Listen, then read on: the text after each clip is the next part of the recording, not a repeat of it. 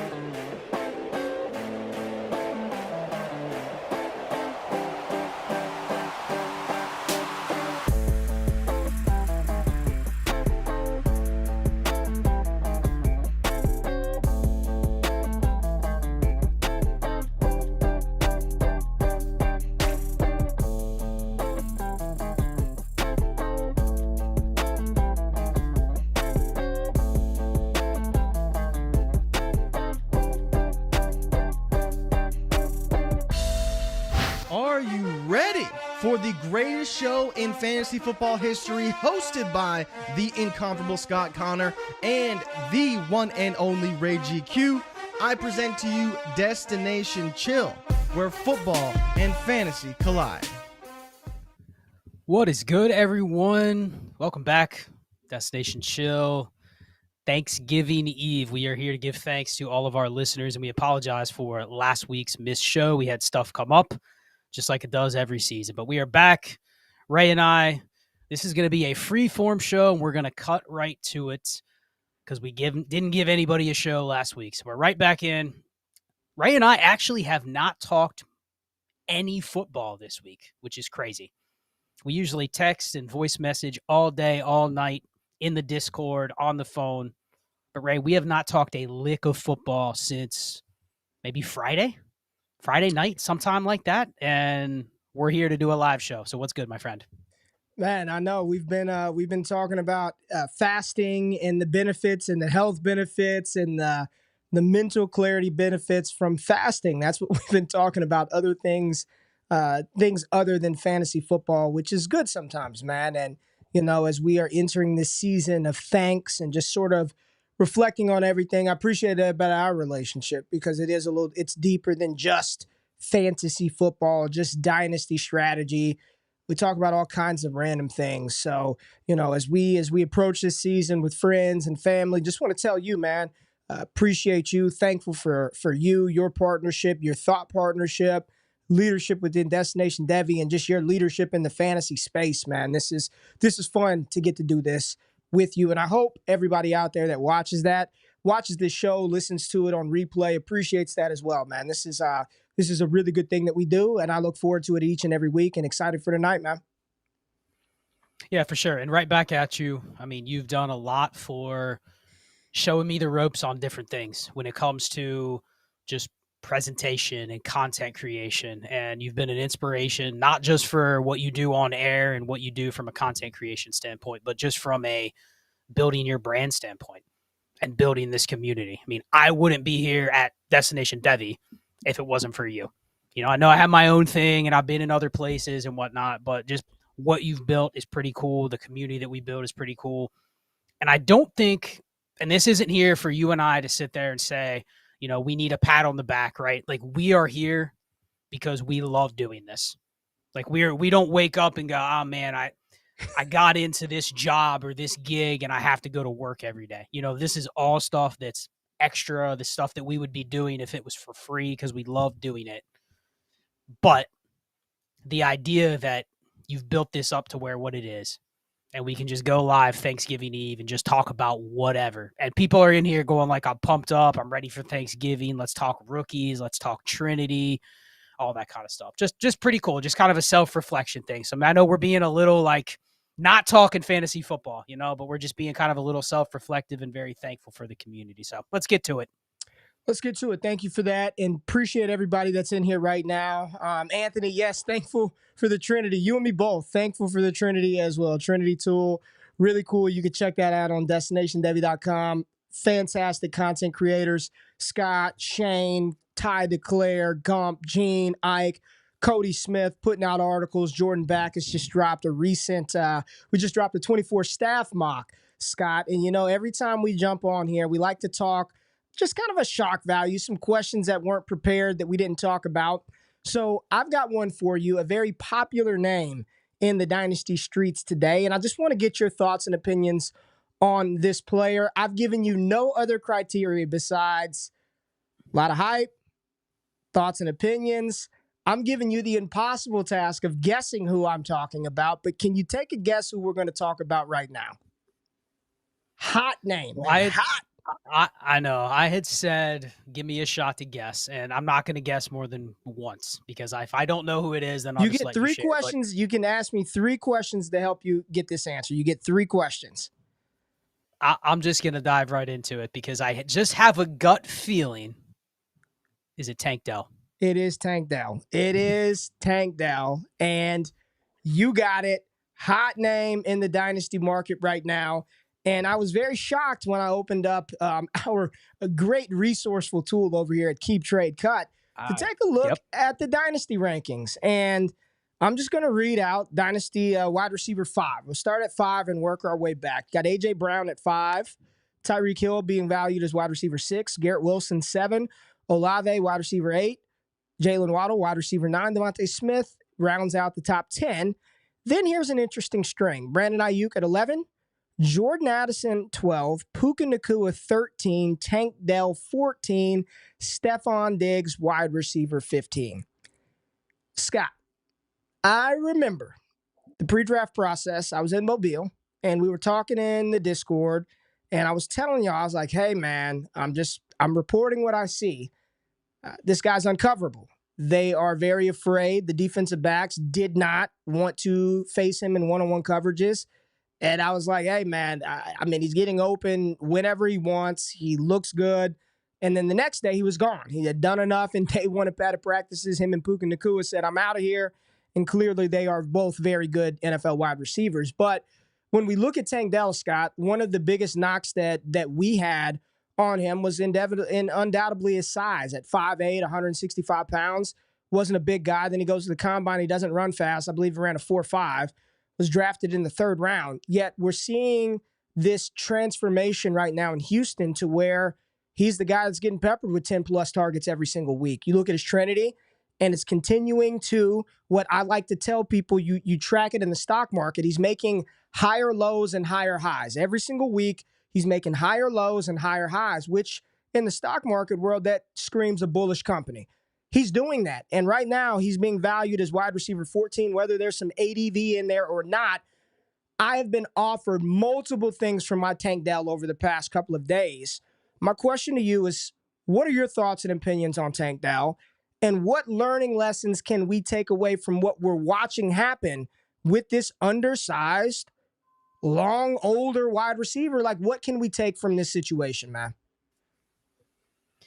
Well, so I have many thoughts that are running through my head, but I'm just sitting here. I'm looking at the exact same thing that you are because I looked at it during our Trades in 5 stream last night. Looked at Keep Trade Cut, and I was like, damn, he's wide receiver 14. I expected low 20s, right? Maybe high teens, but wide receiver 14. And it's very interesting because I do think one thing we have to not do is go and try to find the next Tank Dell, try to find the next Puka Nacua, go try to find the next Amon-Ra St. Brown. Like, just saying it happened once, so it's going to happen again, probably isn't the right logic. And there's going to be people that are purposely searching that out. I mean, how many comps are you going to hear between Tank Dell and Puka Nacua in the next year? Any guy that's small and is a day 2 pick, that's next Tank Dell. Any day 3 pick that was super productive in college, that's the next Puka Nacua. Like, you're going to hear people looking for that. And I think one thing that jumped out at me is I'm just going to read, and I know you know this stuff, but just for the listeners, we're going to go all the way. Let's stop at Tank Dell. So we'll stop at wide receiver 14. But Amon-Ra St. Brown is wide receiver 4. Okay. He was a day 3 pick. That would have eliminated him off the boards of a lot of dynasty analysts out there. Don't even care anything else. He was a 4th-round pick. He's off the board. Chris Olave. He was a 1st-round pick, but remember, people didn't like Chris Olave, right, because he was not an early declare, and he wasn't the best receiver on his own team. So how can he ever be any more than, a wide receiver 2 or 3 in the NFL, right? Then you go down. The same things were said about Jalen Waddle, even though he was a 1st-round pick. Remember, didn't have a lot of production, right? Devontae Smith, low BMI. Productive, but an outlier. Brandon Ayuk, remember, a JUCO transfer, only produced for 1 year. Wow, how the hell was that guy a 1st-round pick? No way he should have been a 1st. T. Higgins was a way better prospect than him. Remember that? Same draft. Jordan Addison, same thing, too small. Puka, day 3 pick. Tank Dell, round 3 pick, too small. Like, I literally just named 8 of the top 14, and they all would have been outliers on the models from 2 or 3 or 4 years ago. To the point where you and I, if we were strictly following that evaluation process, probably wouldn't have had hardly any of those guys where they were priced. But at the same time, they used to be priced at a discount because of those things. Correct. Right? Brandon Ayuk was a 2nd-round pick. Even though he was a 1st-round NFL pick, there's no way he can be better than T. Higgins. There's no way. Not possible. No way he can be better than a guy like Rashad Bateman. Because one was a 1st-rounder, the other was a 1st-rounder, but one had a good profile and one didn't. Now, I think the thing that's changed is once they produce in the NFL, the community doesn't care at all. And we've seen this by the fact that these guys get steamed up. But what I did notice is and this is something I think the listeners can take away from the next class and classes going forward. Here's the guys that are after Tank Dell: JSN, DK Metcalf, DJ Moore, T. Higgins, Drake London. That's 5 guys where they are still getting the benefit of the doubt. Now, some have been productive, like DJ Moore has been productive, but the others, they're just getting the benefit of the doubt, right? And why? Because, Ray, they started higher up on the totem pole. They were born in a higher class. Right. And it's taken people longer to dump them. You see what happens to a prospect like Quentin Johnston that doesn't do anything. Jahan Dotson, right? They get buried quickly within games. Is that fair? I don't know. But JSN hasn't been buried. He's still wide receiver 16, and you slap his numbers on some of these other prospects that people didn't like, and people would go, yeah, that guy's, he's destined to be a nobody. So I think it's very interesting to take away from the fact that the new Dynasty game is willing to forgive all of the sins that you might have entered the league with. But if you don't have those, you're going to get a much longer leash. So my takeaway from Tank Dell is, do I want to take some more shots on maybe some receivers in situations that are similar? Yeah. I'm not going to stick to the same antiquated process that I might have before. But I also think there is a level of safety that is going to come with a 1st-round pick that people like their profile. There just is. Even if and it's the Corey Davis conundrum from a couple years ago. You've used this example before, but it was if you missed on Corey Davis and you were left losing him at a 0, that's on you. That's your fault. Even if he sucked, you had 2 years to say, this is probably not happening. Right. Do you have any time right now to do that with Quentin Johnston? No. It's already over, right? Yeah. You barely had 2 games, let alone 2 years. So that is where the big difference is you have to react quicker, you have to change stuff quicker, and I do think the new evaluation process forces you to make a bet way earlier than it did in the past. So I know that was a long diatribe, but that's what I've learned from the wide receiver position. We know the war. We know in that Tank Dell range, a lot of those guys are going to end up flattening off. They're not going to matter in the end. If you have Devontae Smith or Tank Dell or Michael Pittman, it's probably not going to matter. You need enough of those guys to fill your lineup. In best ball, you want as many of those guys as you can because they're going to spike at different times. But the odds that you're going to go, I'm going to pay up and add 2 picks to go get one or the other, we already know that that's probably never going to be a smart move. But how do you get as many in there, and how do you have as many live grenades in that range to be able to throw around during the season? I mean, that's what I've learned with Tank Dell. I didn't have any Tank Dell. And part of it was I wish I had some Tank Dell just to go move into some other places when I had Right. him. So that's what I've learned. I feel like he is right now still one of the more flexible assets to have. Whether I don't care about what he's going to be 5 years from now, where he's at today and the way that people value him right now. You look at that range, it's 3 rookie wide receivers back to back to back, right? And then you've got JSN not far away, Jalen Waddle still holding that wide receiver 9 crown. It's just very interesting, and I think it's going to make for a very interesting 2024 class dynamic because there are going to be a lot of players that people like, Scott, a lot of players that people like, and a part of the game that you always talk about, we've got Trinity score and all these other things. I mean, you keep joking about it, but you're like, I need a damn likability score. Who do people like? Who do people don't like?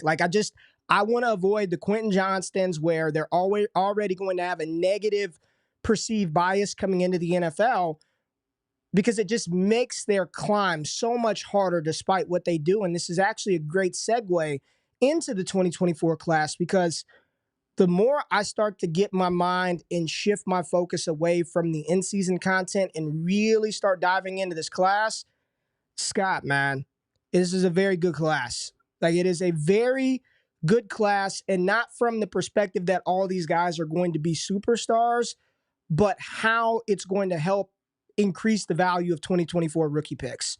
Because the second round, you can look through the second round right now and be like, man, half of those guys would have been in the first round last year. This looks good. The fact that there aren't many running backs being considered inside the top 12 just makes me want them even more in the second and third rounds. And it doesn't include the tight ends. There's quarterbacks being drafted in our mocks after pick 110, Scott. And I want to start this off talking about a player who I think is going to be extremely, extremely polarizing this draft season. Actually, 2 players.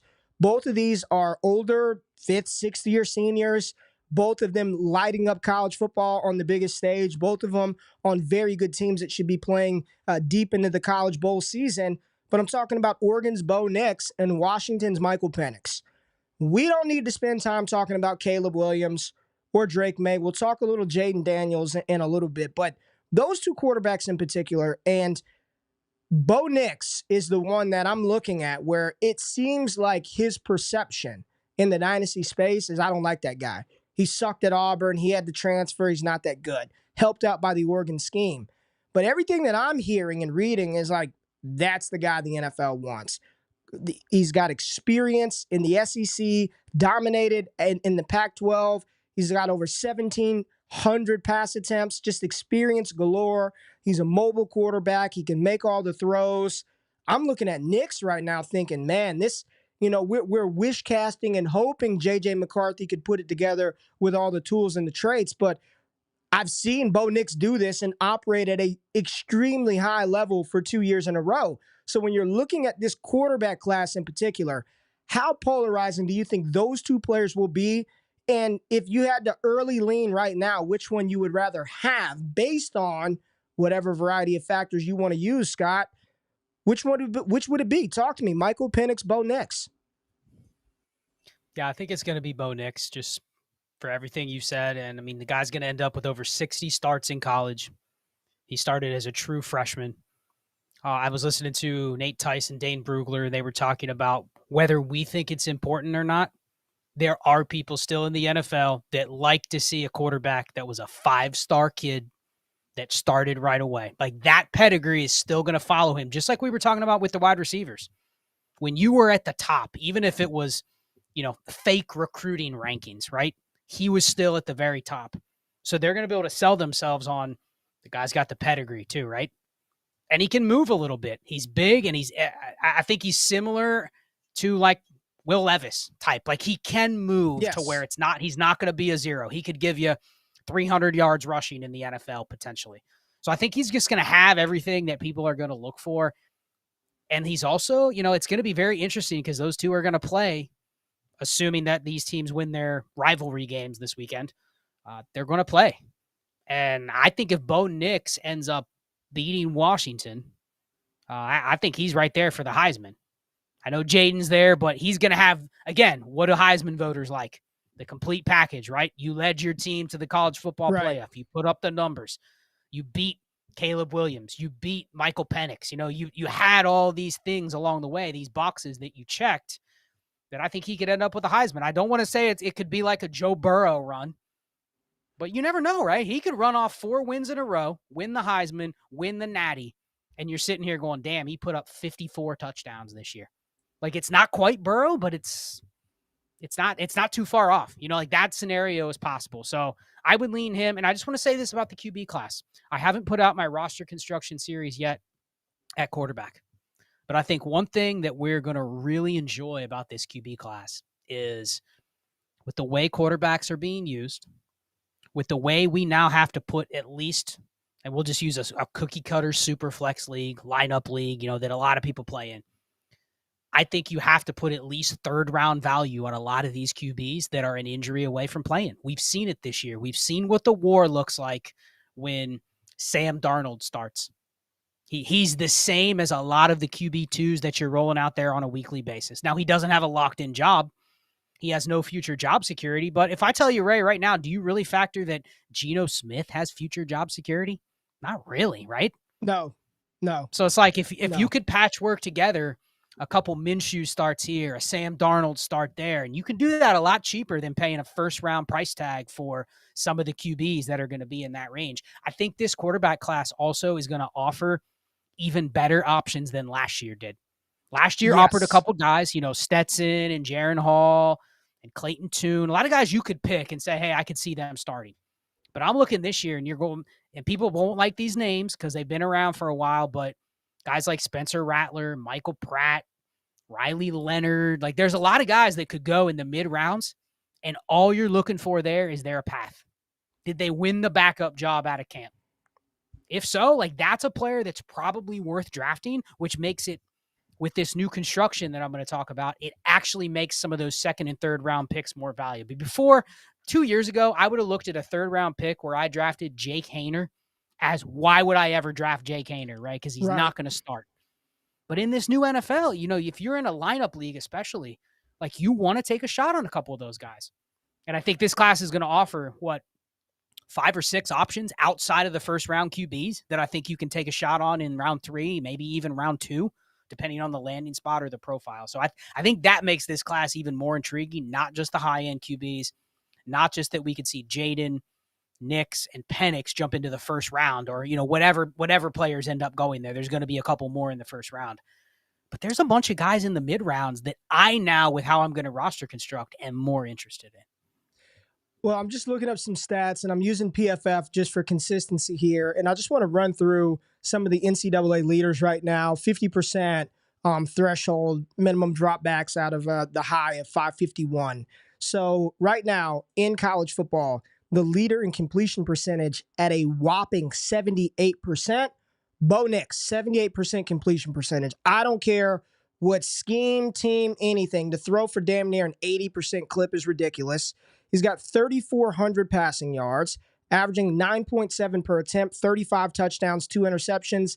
He is PFF's second highest graded quarterback, only behind Jaden Daniels, who, get this, 3,500 passing yards at a 71% completion percentage, 11.6 yards per attempt, number 1 in college football. So he's pushing the ball downfield, 36 touchdowns, 4 interceptions, and we're not even going to get to the rushing yards, where he's eclipsed right at 1,000 yards rushing on the season.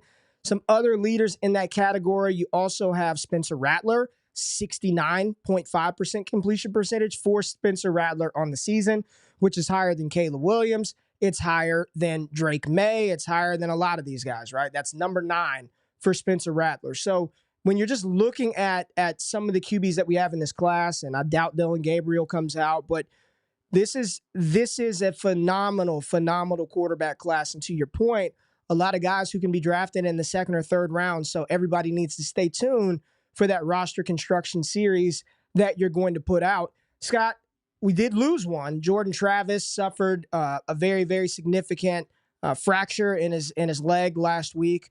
So he won't be as highly sought after in rookie draft classes as we had maybe thought. But I do want to talk about another player, J.J. McCarthy from Michigan. And there's been a cooling of J.J. McCarthy's stock. He's got the tools, he's got the traits, but he has not really done a lot throwing the football during his collegiate career. Michigan just doesn't allow him to air it out, open it up.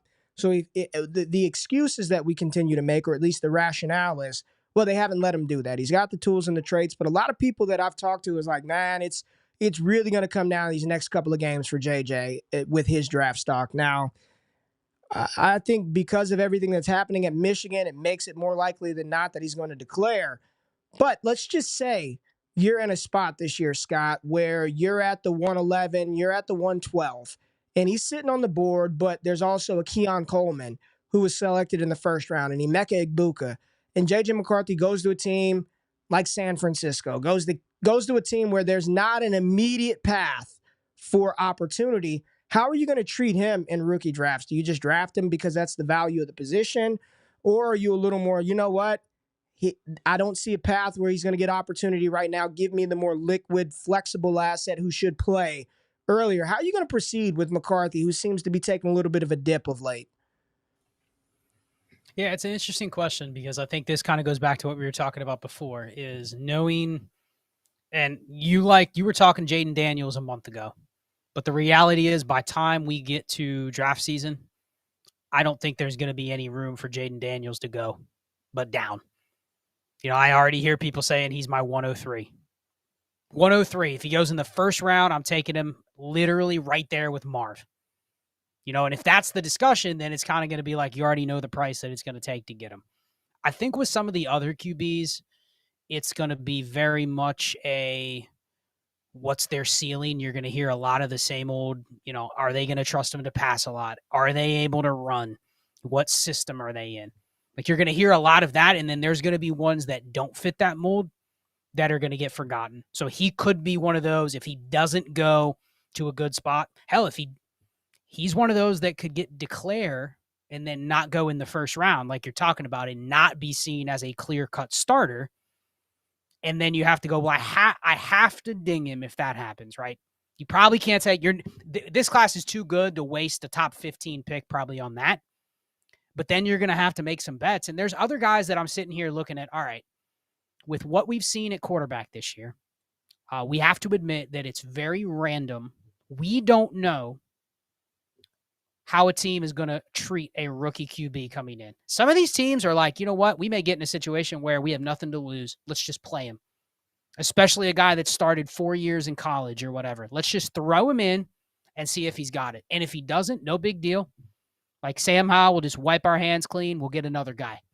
But that could happen. You could find some guys, and I'm going to mention some names later that I think fit that mold that no one's even talked about. But I'm sitting here going, man, I may roster a lot of that guy when we get to draft season because they fit that exact mold. But back to McCarthy, I think he probably fits one of those guys that he's going to be polarizing, but I can see people dismissing him because he doesn't get draft capital. He doesn't live up, quote unquote, to the hype, kind of like a Levis fall or even like a Hendon Hooker fall.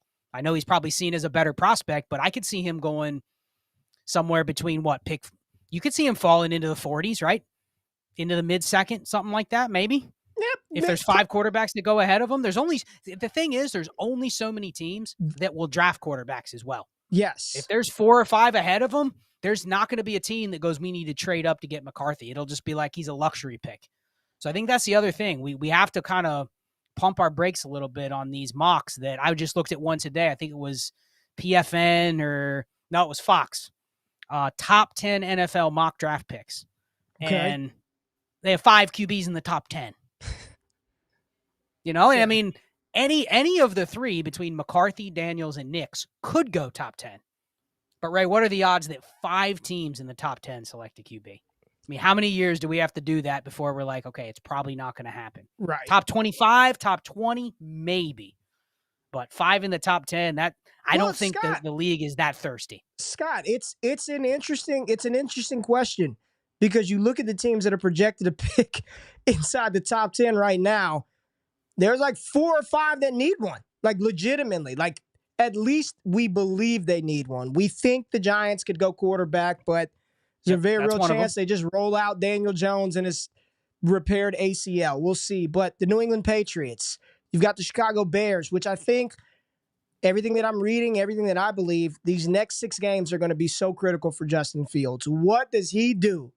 Or is there anything that he can do to stop Chicago because they're going to have the number 1 pick. They are going to have the number 1 pick. He can't win the Panthers games. That's his problem. Exactly. So I'm just going to ask you, man. I'm going to be vulnerable, all right? I'm going to be transparent and vulnerable. I'm watching the Detroit-Chicago game, and I'm watching Fields, and I'm watching Tyler Scott slow down on a route, which would have been like a 60-yard touchdown bomb from Fields. I'm watching it, and I'm thinking, you know what? He's never going to be Tom Brady. He's never going to be Aaron Rodgers. Hell, he ain't Dak Prescott. He may not even be Brock Purdy as from a passing standpoint. His accuracy, ball play, he may not ever be that. But to say that he's not a weapon that can be deployed in the NFL, I think he can. Maybe this isn't the right scheme. Maybe it's not the right team. He has been probably one of the more polarizing players in Dynasty over the past couple of years because we all see anytime he's on the field, he's a top 10 fantasy option, but he's not winning games. And I said this on Wake Up on Monday, nobody loses games in more spectacular fashion than Justin Fields. It's going to be a strip 6, a pick 6. He's going to lose it in incredible fashion. But I'm watching him thinking, man, is this not it? I find it hard to believe that he's never going to start in the NFL again. Even if Chicago takes Caleb Williams or Drake May or whoever they take, is this a moment to buy Fields? Like, do you have enough conviction that he is a top 32 option in the NFL to say somebody could figure out how to win some games with him? It may not look like Brady or Breeze or Manning, but you can win games with Fields. Where are you at with him right now? Well, I think it's unfair, and I've been hard on Fields. I know you've been hard on Fields because we're very much looking at NFL numbers, and everything from a passing perspective says this isn't going to last. But we also started this show talking about outliers. And I could go, when you were talking about Fields, I was thinking the polar opposite because I heard a show the other day, and they were talking about Tua. And they were saying, who would you prefer, Justin Fields or Tua? Everyone took Tua, right? Because he's looking a lot better. But then you remove Tua from his situation. He didn't do anything, right? He played well. Dolphins keep him another year, and then they say, you know what? We're going to move on. How would the NFL and the community react to that? I think it'd be just as polarizing, right? Yes. You put him put Tua on the Bears over the last 2 years, and you're going, does the guy survive? And then another thing I saw is the Bears defense over Fields' career have given up over 27 points per game. And then I saw this graphic that someone posted. Every other starting quarterback's record when their team has given up 27 points or more in a game. And they put all the elites of the elites. And it showed their record. And the only guy that and this is why he's a Hall of Famer, this is why he might win 4 or 5 Super Bowls, but Mahomes had like a 70% winning percentage. And you're just like, that's ridiculous. And then you look at everybody else, 30% or lower. Joe Burrow, 4-12. Justin Herbert, 2-10. You know, like when their team gives up 30, it's not like all these other QBs are going out there and carrying their team. Right. So you can miss me with the Fields is 6-30 as a starter, whatever, 6-25 as a starter, or whatever it is. You know, like, yeah, he hasn't won games. But when you put it in that context, I think it just comes down to, doesn't it feel like he's a guy that someone needs to just put their arms around him and say, we're believing in you. We're building around you. We're going to let you play. And it's not that we're going to let you play with that 3rd-round rookie QB that we just drafted that is working his ass off every day to take your job. We're just going to let you go and play. And that may not be with the Bears, but maybe I'm starting to come around a little bit on there may be someone that looks at Fields and goes, you know what? I got nothing to lose but to take a chance. I'll give this guy a 2-year window. And we don't know who that is. We don't know who that coach is. But doesn't it feel like he's one of those guys that you need to just basically say sink or swim? And if he sinks, he sinks. Sinking is probably going to mean he turns it over, he gets injured, they continue to lose. And if that happens for another year or two, then I don't think we can look at him and say he was ruined by the Bears. He was ruined by Eberflus. He was ruined by the organization. At that point, if he started 50 games and it still looks like this and the team is still 6-11 or whatever it is, then okay, I understand a team saying we're done with him. But it does feel like he just needs somebody to say, this is your job. This is your gig, which makes this situation fascinating because someone said in the chatter the Panthers going to lose. The way that it's set up now, I believe the Panthers have to lose 2 games unless basically nobody else wins a game and there's a bunch of teams tied at 2 wins. It would go based on strength of schedule. But right now, I mean, they're the overwhelming favorite to get that 101. So he can't avoid that, Ray. He's going to have to get moved because what do you think happens? If he plays well, but they also have the 101, I've said he can't be on the roster when they draft the 101, can he? No. It's too big of a circus. Especially if it's a quarterback. You can't do that. And I feel like, and I'm looking at his keep trade cut value right now, and he's chilling at QB 14. He's chilling at QB 14, and I'm looking at who's ahead of him. It's Purdy and Dak. And one bad week and Fields jumps both of those guys. You know how the community you know how it goes with Purdy and Dak Prescott. Purdy and Prescott, one bad week. What it tells me is people like to shit on Fields and talk about how awful he is, but people still see, man, when he's on the field, he scores a lot of points. And I do think that there's a world in which a team looks at that and says, you know what?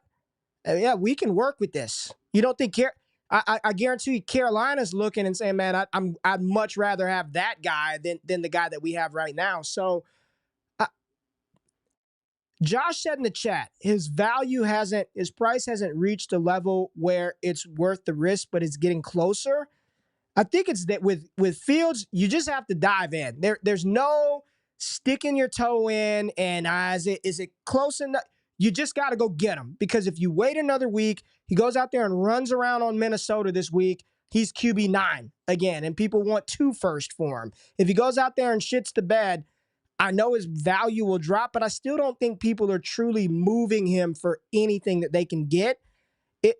It makes me want to buy in a little bit. I'm not going to lie to you. If there were a way for me to manipulate a Kenny Pickett in something to get Justin Fields, to manipulate one of these other guys that you have, I don't even know who would even help get you there, but I would try to make that move. Geno Smith, Russ, Dobbs. Let me ask you, Watson or Fields? Right now, Scott Connor, Watson or Fields? I think you got to take Fields just because he's playing, but also, what we talked about? The community sentiment, right? There's a world where Fields goes somewhere, or at least the rumor that he could go somewhere that will give him a more live market than Watson probably. So I'm fine taking that. I'm fine taking the Field side. I think the real conundrum is because he's at QB 14. Here's the problem with QB 14, Ray. Everybody below him is an acquired taste. It's a Jared Goff. It's somebody that somebody goes, if I have him, I probably value him more than you do in the trade. The real way to get Fields, if you're willing to just dive in, is, are you willing to tear down? Are you willing to tear off of the guys above him? Are you willing to move Kyler Murray for Fields plus? You willing to move an injured Burrow? Are you willing to go from Anthony Richardson to Justin Fields? Like, those are the ones where if you put that name in front of the manager, that's where you get the true reaction from the Fields manager. Because you go, hey, I'm interested in Fields. I have Anthony Richardson. And if they're out on Fields, they're jumping. Hitting back. They're smashing. They're hitting you back going, hey, what can I add? Can I add a couple seconds? Or, you know what I mean? Like, they're engaging because they're seeing somebody going, okay, I've got this fish that's about to bite the hook. He wants my Fields. This is the first person in months that's wanted my Fields. Not just would take them because they need a starter, but wants them. And I think that's where the moves are going to happen. And that's probably where the profit's going to be made. If you move off one of those guys that would you do might it? Be overvalued, would you do it? I am going to. You've got a Rich. Like, are you moving Anthony Richardson for Fields in 2 seconds? Me, probably no. But I think if you're asking for more than that, you're being unrealistic. especially if there's any sort of factor of, am I contending? Do I need points right now? Because Right. I've tried to move some A-Rich, and I've always come to the conclusion of, Ray, I should just not move him. Because there's this suspension on of A-Rich? What's the temperature on? I don't know. The temperature on A-Rich is, as soon as the season ends, he's going to bounce right back up. He's going to be on even playing field with everybody else that's out there. Right now, you try to move him, and it's, oh, man, he ended the season injured. He only got through 2.5 games. They know damn well he's QB 10. People know damn well he's going to be QB 8 when the reports come out that he's healthy. He's good to go. Colts draft a receiver around him. You know what I mean? You could see the steam for A-Rich in 3 months where you're going, I should have never traded him away. Yeah. So, I know that's coming, especially because it's his first year. He hasn't failed a year already like Fields, so people are going to be right back in on him if they were in on him now. So it's hard for me to sell him under the, man, he's out for the year. Who cares? If I'm trading big pieces like this, I shouldn't be looking at who's going to produce over the next 3 or 4 weeks. Not at a QB level like this. Man, you realize A-Rich is only 21 years old, 21 and a half.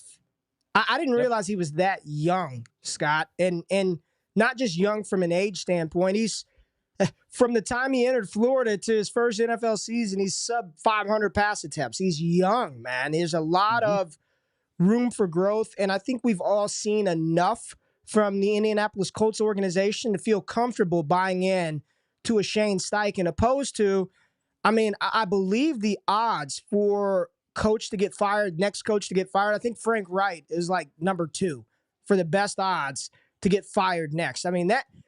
It's scary for Bryce because I listened to you and Shane talk about what to do with Bryce.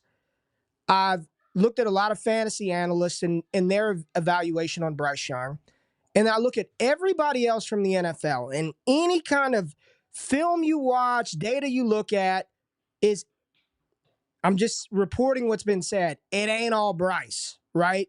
They talk about literally, they don't have anybody outside. They have no running game. The offensive line is bad, and you've got a stale offense with an awful offensive coordinator, offensive mind.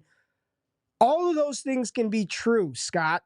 All of those things could be 100% factual, but I ain't got 3 years for shit to get together. We don't have that type of time for a player where, best case scenario, everything hits for Bryce. What is he, like he's Brock Purdy? Best case? I don't want to go no Drew Brees. I'm not doing any of that. Best realistic outcome, he's a Purdy. He's what? Is that sort of what we're looking at? If all the stars align? I think a Purdy or a Tua, I think that's a very, very fair comparison. And part of me wants to say, if he did have something special in him that was going to put him at the very top, you would have seen it already. And that's one of the criticisms that I've heard is, I think a lot of NFL people that I've listened to acknowledge his situation sucks. His line sucks. His coaching sucks. His weapons suck. What they're asking him to do doesn't fit what he's probably best at. So it's every box isn't checked, right? But they also, and I've heard numerous people say this, there hasn't been one moment this year where they've said this guy transcended everything shitty around him. Yeah. And normally you see that, even if it's for a drive or for a quarter, you see that from a player where you go, this dude has it. We just need to fix everything around him. And that's my problem with Bryce. And that was my criticism on the video that I did with Shane. He's quarterback 30, Ray. He doesn't really run. I know he's mobile, but every time I've seen him move in the pocket, it's, if you get a hand on him, he's coming down. He's going down. So it doesn't feel like one of those guys that, even like Herbert or Burrow, where they can shed a tackler or two and run for 15 yards. He can't do that. So I'm just sitting here wondering, even if everything gets 50% better next year, which I think that's also a tall ask, given they're going to probably clean house, no first round pick, still need to fix their line. It's a lot to ask for it to change that quickly, right? But even if you bump his fantasy production up 50%, he's still QB 20. You know what I mean? So from a fantasy perspective, it just feels like he is destined to be a player that his stock will recover. They'll fix a lot that's around him to a point where it's usable or passable, where he's not a just complete flop. But how's the Dynasty community going to view him? Well, it's still just going to be, he's just a guy. Here's my thought. He's Brock. Okay, here's my thought, though, Scott. They like him. People like him. People like him. They want him to succeed. This is not a guy they hated that they're. Let me ask you this. It's not Will Levis. Let me ask you this. We knew he was a bum and he's dead. If it was C.J. Stroud doing this, what would the narrative be right now? Remember those what if it were C.J. Stroud in Carolina stinking it up? What would the narrative be right now? It'd be all S2. I knew it. He didn't work hard, didn't like him, Ohio State. Think about that, man. If it were Stroud, if it were Anthony Richardson, I told you that. Why would you ever take this guy who only threw the ball 5 times in college? Told you. Bryce, I've seen people go out of their fucking way to excuse and build the confidence with him. So that likability score that we're waiting on the tool from you to build, it's why I still want some Bryce. Because the moment things shift, let's just vibe with me. He gets T. Higgins. They draft some linemen in the second round that people like. There's a new OC that people are right. I knew it. All he needed was this, this, and this. And then the training camp videos come out with him throwing strikes. That I don't think that's in the range of outcome for Will Levis. Like I just don't know what he has to do in order for the Dynasty market and community to fall in love with him, right? And now you're starting to see it with some other names, Scott, some of the big names, the Sam Howells of the world. I'm concerned, Scott. I've been saying I think he's going to be the starter next year. I'm concerned because I think Rivera and Bieniemy are probably getting canned. I'm concerned for Sam Howell. Can he start? Sure, but new regime, new coach, there's no damn guarantee. The Commanders right now are trying to vie for some top 10, top 12 capital in the NFL draft. It's just, I'll say this. I look at Keep Trade Cut, and I'm just using this, and I look at the names of the quarterbacks that we have. The Herberts, the Lamars, the Tuas, the Kylers. Look at Dak. We talked about Dak the other day, never getting back up. It's such a fickle market, Scott. I don't. It makes it makes me just want the Dak Prescotts of the world. Let me just get a guy that I just know he's going to throw the ball 600 times. He's very good. Let me just get somebody like that. Probably never have much value, and even at QB12, no one's giving you QB12 prices for Dak. It's a very weird market right now, this quarterback landscape, Scott.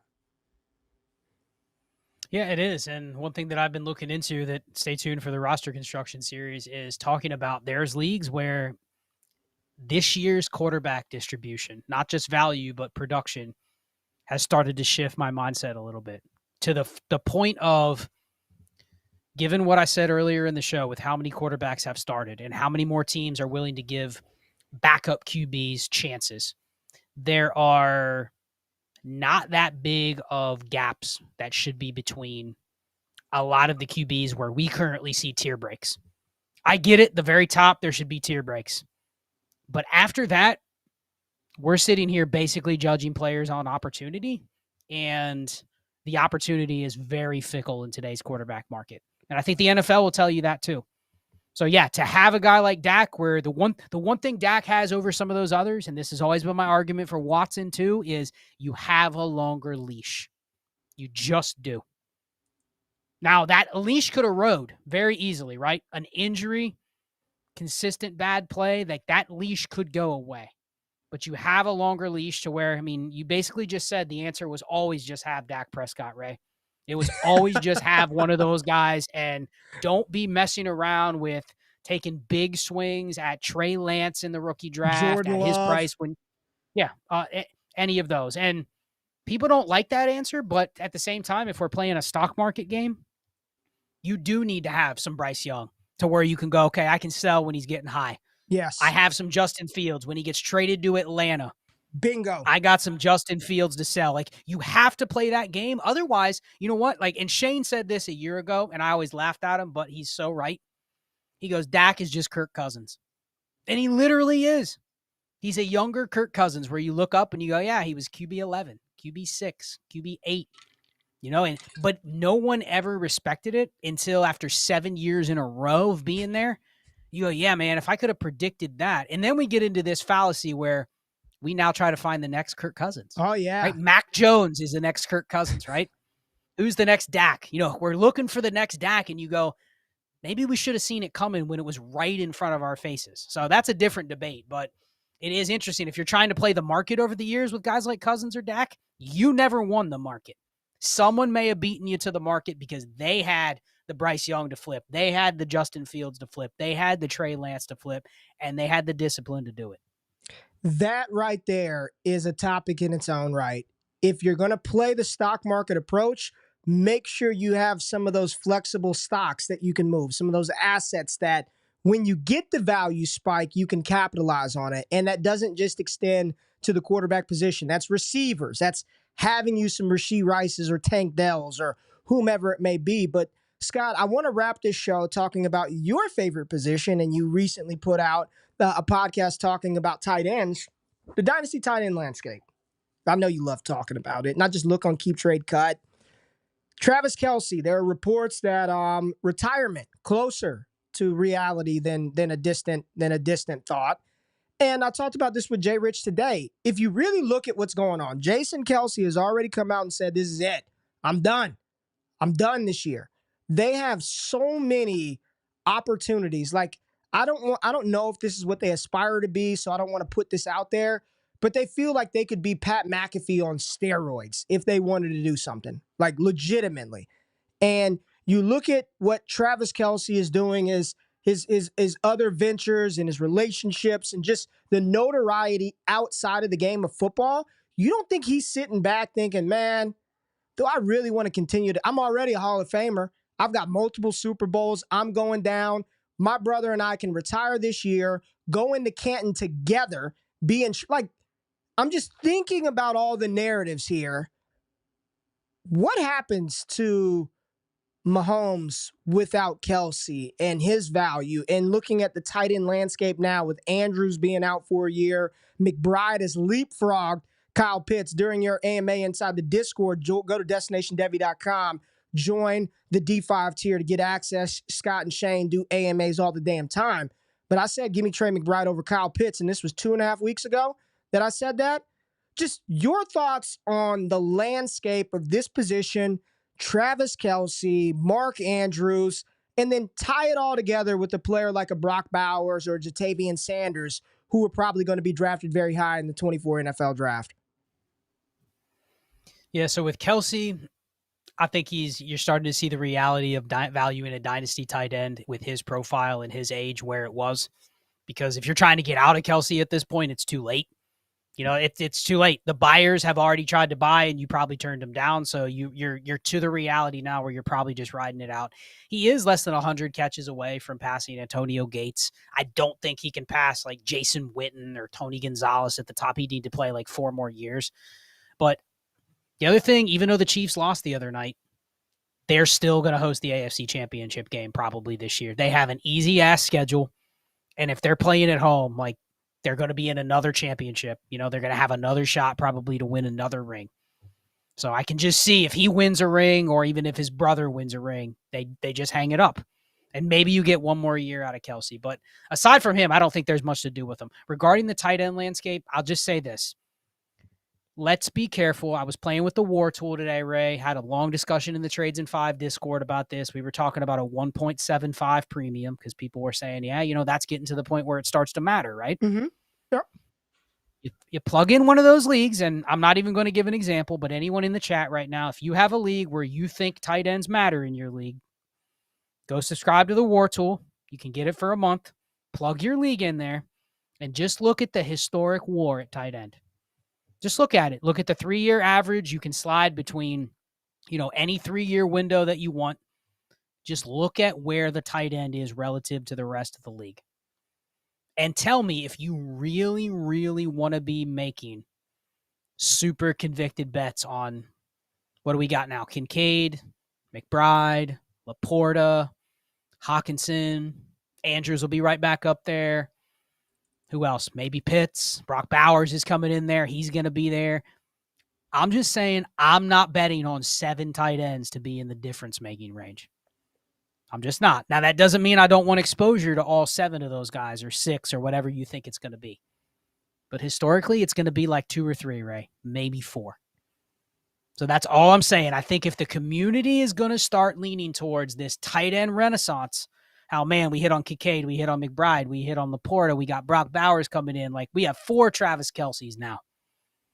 And you see people making deals, paying extreme prices to get these guys in leagues where the tight end premium is supposed to, quote unquote, matter. Just don't get too far over your skis. You can make some bad bets. Deals where people are adding first to other tight ends that have been in this range just to get Trey McBride. And I don't think Dallas Goedert is that great or Evan Ingram is that great, but be careful before you go add a first to Dallas Goedert to get Trey McBride. That's probably not the best place to spend your assets. I'd rather have McBride, but that's not the best place to spend your assets. And we're starting to hear people say, man, we did a poll in Trades in 5 today. Everyone took the Laporta side in that deal. Mid 24 first and Goddard for Laporta. It was everyone smashing Laporta. And I'm just like, let's hold our skis here on the shift of this tight end position, because I don't think it's going to change as drastically as people think. Let me address this. And Fantasy God, thank you for being in here, chatting in here, man. But Fantasy God said, in regards to this, we have an influx of athletes at the position. The game's changing, Connor. I think he's behind on this trend. Okay. So, yep, there are more athletes coming in. They're explosive playmakers.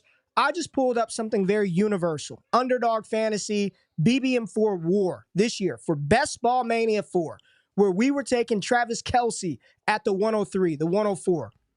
Scott, if I took a poll and said, would you rather have on your team a little Cortland Sutton or Trey McBride, most people would be like, no doubt, McBride. Zach Moss or McBride? McBride. Go down the line. Like, those players, it's not even close who you'd rather roster to help you win weeks. I mean, McBride, he's negative WAR. He's negative. He's negative in the WAR department on a weekly basis this season. And you look at the tight end position in BBM4, it's below everything else. It's just, it doesn't even matter. Like, it legitimately doesn't even matter. After a certain range, and even in that range, it matters very little. It matters respective to the position, but to the other positions, it doesn't. It is an epidemic.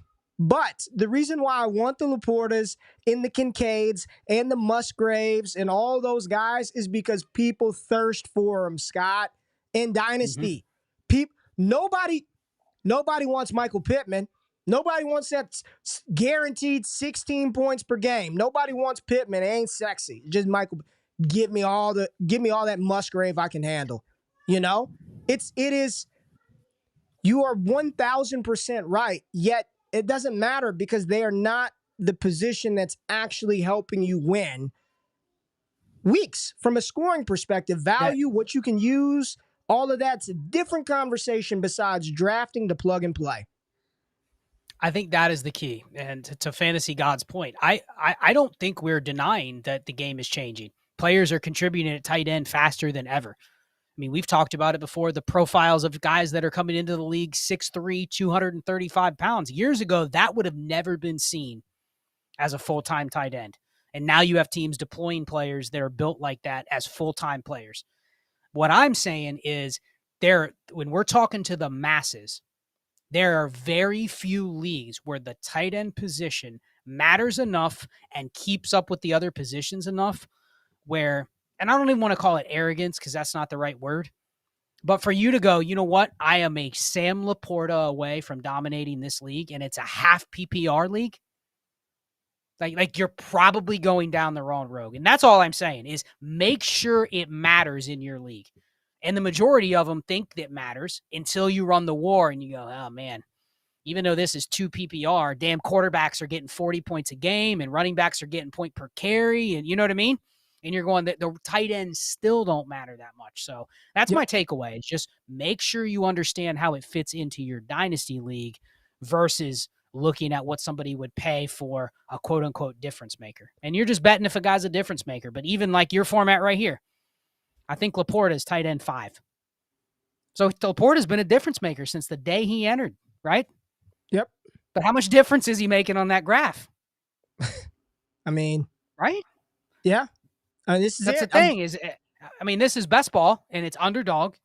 It's not dynasty, but the point remains, if your dynasty league looks anything like this, even if this is PPR, I mean, it just doesn't matter that much. Well, I highly encourage all of you to go to destinationdevy.com. Use the war tool. Don't take our word for it. Plug in your league. You could literally plug in your league. There are multiple presets to where if you play on ESPN or Yahoo, you can use some standard scoring stuff on here. And just take a look at the distribution of the scoring, the players that are actually helping you score, and then utilize other resources like Keep Trade Cut to see how the community values said assets, and don't discard or try to convince yourself that what you're looking at is not true. Like, this is truly scoring distribution of the positions, who's helping you win weeks, and those are some of the things that we like to provide over at Destination Devy, along with other prospect comparison tools, in-season NFL comparison plot tools, and of course the Trinity Tracker, which updates every single Tuesday. Scott, thank you for taking time out of your holiday schedule to jump on with me and everybody that's in the building. Anthony, golly, talking Kyle Pitts, I'm not even going to get started. We appreciate everybody tapping into us, watching the show. Scheduling note, next Wednesday, no Destination Chill. No Destination Chill next Wednesday. I'll be out on vacation, so no wake up, no Destination Chill. Enjoy the week off. But the following week, I believe it's the week of like December 11th, 7th, something like that, we're back. New time, as we did tonight, 8 a.m., 8 p.m. Eastern time on Wednesdays moving forward. And as we approach the draft season, we're going to review maybe some mocks, talk some Dynasty strategy, some evergreen content to help get ready for the onslaught of content that will be coming from Destination Devy this spring. Scott, anything you want to say before we get out of here? Stream didn't die today, man. I got to figure it out. Stream is live. Anything you want to say before we get out of here tonight? No, just thankful for everybody that's been here. A lot of nice comments in the chat. Thankful to everybody that shows up every single week. We love doing this. And again, happy Thanksgiving to everybody and your family. Stay safe. We don't want to see any greased fires from deep fried turkeys. Please don't burn down your damn house. Don't do that. D-Bro, I saw D-Bro in the building from Fantasy Pro. He's got the smoker outside. I'm with you, D-Bro. Spatchcock the turkey, Scott. I got oxtails on the grill right now, smoking a brisket tomorrow, man. It's going down at the Garvin household. I got to get you down here one of these days. But one time for Jimbo, we sent in a super chat. Shout out to Jimbo. Said, rank Travion Henderson, Drake May, Rome Odunze positionally in the 23 class. Scott does not do this, so I'll just say Hendo is my RB1. Odunze, I've got him, I believe, at wide receiver 3 in the class right now. I think he's wide receiver 3, and Drake May is QB2 for me. Little shocked by Odunze, huh? No, I mean, you know what? After Neighbors, there's 4 or 5 guys you could argue that belong in there. So, yeah, they're all in a tier. So that's cool that you have them as wide receiver 3, though. You like the class, the wide receivers? You know what I like? I like that everyone else loves the receiver class. Scott Connor answer. Appreciate y'all. Enjoy your Thanksgiving. We love y'all. We out of this thing. See you.